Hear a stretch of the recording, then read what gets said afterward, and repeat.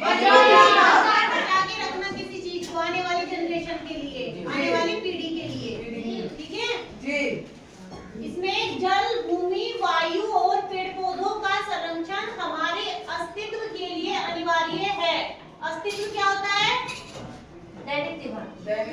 अस्तित्व होता है बने रहने के लिए, यानी पेड़ पौधे, इंसान, जो भी हमारी प्रकृति में जो भी प्राकृतिक रूप से जैसे मनुष्य हैं, जीव जंतु हैं, पेड़ पौधे हैं, इनका संतुलन बनाए रखने के लिए इस चीजों के क्या अनिवार्य है? जल, भूमि, वायु और पेड़ पौधों का अस्तित्व बोलते हैं। समझ रहे हो? यानी सब कुछ नष्ट ना हो, उसका अस्तित्व बना रहे। पेड़ पौधे हवा को क्या करते हैं? अगर पेड़ पौधों की अंधाधुंध कटाई होगी तो क्या वायु शुद्ध रह पाएगी? नहीं। मधेपुरा की जो वायु है वहाँ पे पेड़ पौधे कम है, इसलिए वायु यहाँ से शुद्ध है या अशुद्ध? अशुद्ध। क्योंकि वहाँ पर मोटर व्हीकल ज्यादा चलते हैं ना जी। और यहाँ की तुम्हारे आसपास ज्यादा पेड़ पौधे हैं, इसलिए यहाँ की वायु क्या है? शुद्ध। पेड़ पौधे हवा को क्या करते हैं? शुद्ध करते हैं। और जल चक्र को क्या करते हैं? बनाए रखते हैं। और मिट्टी को सुरक्षित रखते हैं। जल चक्र क्या होता है? जल चक्र मैंने समझाया था, जैसे ये क्या है? सूर्य, बादल है जी। और जब बादल ज्यादा भारी हो जाते हैं तो क्या करते हैं? बारिश बन के नीचे गिरते हैं, तो नीचे आता है ना पृथ्वी पर बारिश। और ये क्या है? पेड़ पौधे हैं, ये मिट्टी है। जो भी ये जो जल चक्र का ही ये यहाँ पर डायग्राम बनाया गया है, आपको एक बार समझाया भी गया था। देखो, जब बादल क्या होते हैं? बारिश हो जाती है, बूंद की कण वगैरह वायु उसमें होती है, और पानी के बूंद की कण बूंद भी होती है ना उसमें, पानी भी होता है। तो जब वो भारी हो जाता है तो बारिश बन के नीचे आता है पृथ्वी पे, और वो पानी कहाँ आता है? तालाब में, समुद्र में, नदियों में, और फिर वो पानी सूर्य की किरणों से वाष्प बन के वापस ऊपर उठता है जी। वो दोबारा बादल बनता है जी। तो भारी हो जाता है, फिर दोबारा पेड़ पौधों के ऊपर भी आता है, जिससे पेड़ पौधे हरे भरे बने रहते हैं। किसी पेड़ में आप पानी देके देखना, वो इतना हरा नहीं होगा जितना वो नेचुरल यानी प्राकृतिक बारिश से होता है ना। जब तुम्हारी फसल अच्छी बननी हो तो प्राकृतिक बारिश का इंतजार करना पड़ता है ना जी। और जो कृत्रिम वर्षा होती है वो इतनी अच्छी फसल नहीं करती है ना जी। तो ये जल चक्र बताया गया है कि जल का चक्र क्या होता है? किसी चीज से शुरू करके वापस उसी पर आना। तो ये जो है ये जल चक्र है। इस जल चक्र में क्या दिखाया गया है? देखो, ये एरो गया, बादल भारी हुआ, जो बारिश बन के वर्षा आई, वो पानी दोबारा पृथ्वी पर आया और पेड़ पौधों पर आया, और वो पानी दोबारा वाष्प बन के फिर ऊपर गया, है ना जी। एक चक्र बना हुआ है, इसी को जल चक्र कहते हैं। समझ रहे हो? अगर इसमें कोई एक चीज मिस हो जाए, मान लो पेड़ पौधा नहीं है, तो क्या ये जल चक्र बना रहेगा? नहीं। कोई भी एक चीज इसमें से आप हटाओगे, अगर यहाँ से मिट्टी हटा दो तो क्या पेड़ पौधे बने रहेंगे? नहीं। तो इसमें हमने भूमि, जल और भूमि दोनों का संरक्षण इसलिए लिखा है ताकि जल चक्र बना रहे, है ना जी। हमारा अस्तित्व बना रहे। तो इसलिए यहाँ पे जल और भूमि का संरक्षण दिया गया है। अब बताएंगे सर।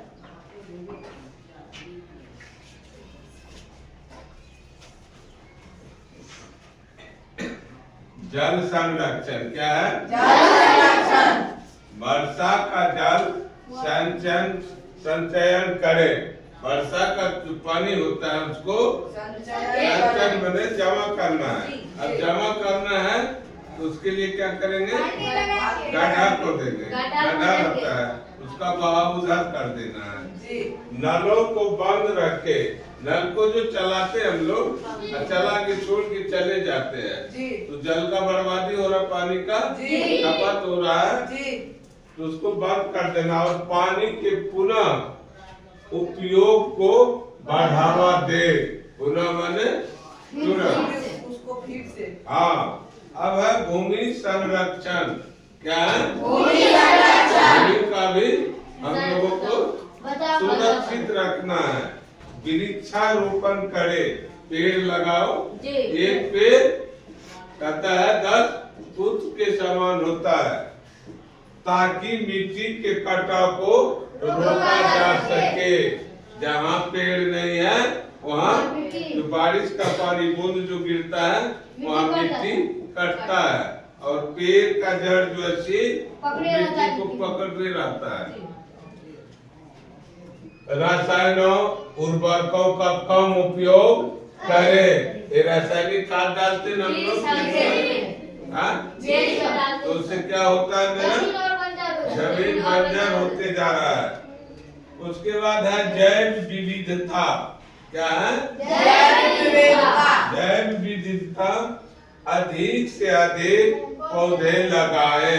क्या करेंगे? अधिक से अधिक पौधे लगाना है। क्या करना है? जिससे मिट्टी की उपजाऊ क्षमता बढ़ी रहे।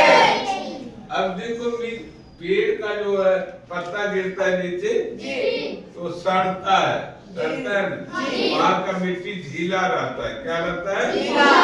उसके अंदर केचुआ रहता है। क्या रहता है? केचुआ जानते हो ना? ये जो रासायनिक खाद देते हैं उससे केचुआ मर जाता है। क्या होता है? मर जाता है तो वहाँ मिट्टी बैठ जाता है। मिट्टी के अंदर हवा नहीं पहुंच पाता है। और वो केचुआ जो छिद्र बनाता है उसके द्वारा जो भूमि के नीचे हवा जाता है। अब आगे जो है हमारे जल संरक्षण के प्रमुख उपाय कुनिका मिस बताएंगे। देखो इसमें कुछ उपाय दिए गए हैं। जल का संरक्षण कैसे करोगे? वर्षा जल संचयन घरों और खेतों से बारिश के पानी को टैंकों या कुओं में रिचार्ज करें। रिचार्ज का मतलब पता है तुम्हें? किसी चीज को वापस उठाना। जैसे घरों और खेतों में लिखा है तो जो बारिश का पानी इकट्ठा होता है उसको आप कहाँ इकट्ठा कर सकते हो? इससे क्या होगा कि कुओं में जो पानी है वो खत्म नहीं होगा। जब उसमें बारिश का पानी आएगा इकट्ठा करोगे तो बना रहेगा। दूसरा है चेक डैम का निर्माण करना। जैसे छोटे छोटे चेक डैम बनाकर बहते हुए पानी को रोकना। पानी बेवजह बहता जा रहा है इसलिए अच्छा है आप उसको एकत्रित करो, है ना? जैसे चापाकल के पास बनाया हुआ है ना?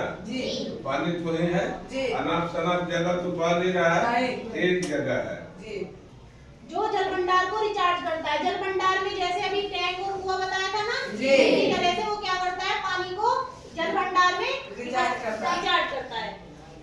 कृषि में उपाय देखो मैंने समझाया था। टपक सिंचाई और फव्वारा सिंचाई का उपयोग करना चाहिए। आप कहीं पे पानी की ज्यादा मात्रा का मतलब पानी इतना चाहिए नहीं और आप ज्यादा मात्रा का उपयोग कर रहे हो तो पानी वेस्ट होगा ना?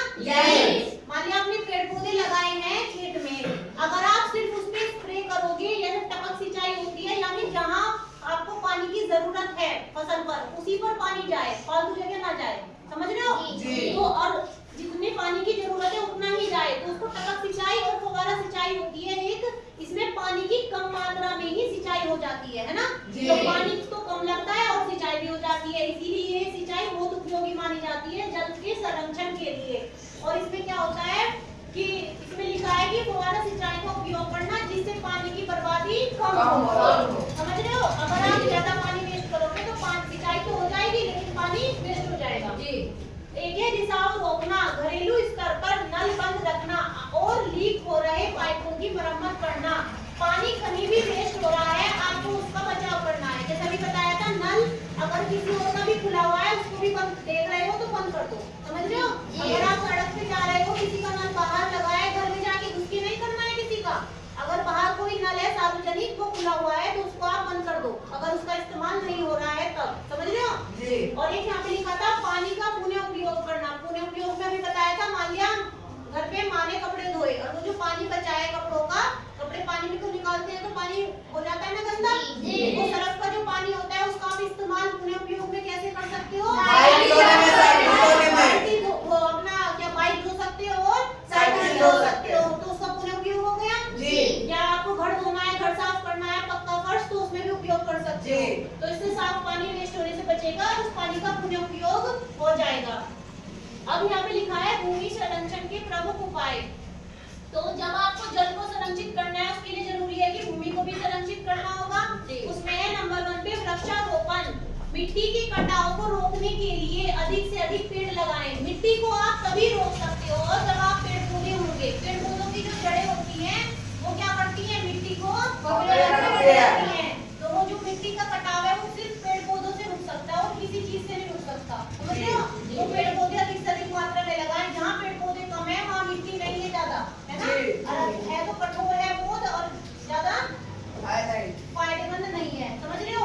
वहाँ पर ज्यादातर सड़क बन गई है जहाँ पर पेड़ पौधे नहीं है। क्या बन गई है? सड़क। सड़कें बन गई है और मिट्टी नहीं है, उसके ऊपर क्या आ गई है? बालू, ये सब डाल दिया है ना सीमेंट वगैरह।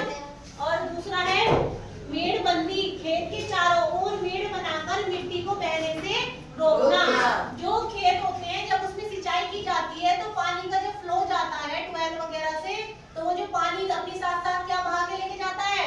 मिट्टी। तो वो मिट्टी सारी जाके खेत से साइड से निकल जाती है, तो मिट्टी जो यहाँ पे जमा थी, पानी तो ठीक है आपने सिंचाई के लिए इस्तेमाल किया था, लेकिन वो सिंचाई के साथ अपने साथ मिट्टी को भी बहा के ले जाता है। तो इसमें लिखा है मेड़ बनाना चाहिए खेत के चारों ओर। समझते हो ना? एक इसमें विज्ञान उपाय दिया गया है। ये तो घरेलू उपाय है, जैसे फसल चक्र और जैविक खेती अपनाना। फसल चक्र बताया गया है, इसमें जैविक खेती अपनाई गई। जैविक खेती पता है, जिसमें रसायनों का उपयोग न करके किसका करते हैं? अभी बताया था सर ने, जैसे केंचुआ है, अगर वो ही खत्म मर जाएगा रसायन के उपयोग से तो मिट्टी नर्म नहीं होगी, और मिट्टी नर्म नहीं होगी तो मिट्टी संरक्षित नहीं होगी, जिससे भूमि की उर्वरता बनी रहे। भूमि की उर्वरता बनी रहेगी तभी पेड़ पौधे होंगे और तभी मिट्टी का संरक्षण होगा। समझ रहे हो? तो यहाँ पे जल चक्र दिया गया है। इसमें आपको जल चक्र में मैंने अभी समझाया था, जल चक्र क्या, अगर एक भी चीज इसमें से मिस हुई तो क्या होगा? जल चक्र नहीं रहेगा, जल चक्र का अस्तित्व खत्म हो जाएगा, जिससे पृथ्वी का अस्तित्व खतरे में आ जाएगा। तो जल और भूमि का संरक्षण दोनों एक दूसरे के क्या है? पूरक है। अगर आपको जल को संरक्षित करना है तो भूमि को भी करना पड़ेगा, यानी मिट्टी को बचाना पड़ेगा, और मिट्टी को बचाना है तो क्या लगाना पड़ेगा? पेड़ पौधे लगाने पड़ेंगे। अधिक से अधिक मात्रा में पेड़ पौधे लगाओगे तो भूमि और जल दोनों ही संरक्षित रहेंगे, यानी सबका एक ही उपाय है। अधिक से अधिक मात्रा में क्या लगाओ? पेड़ पौधे।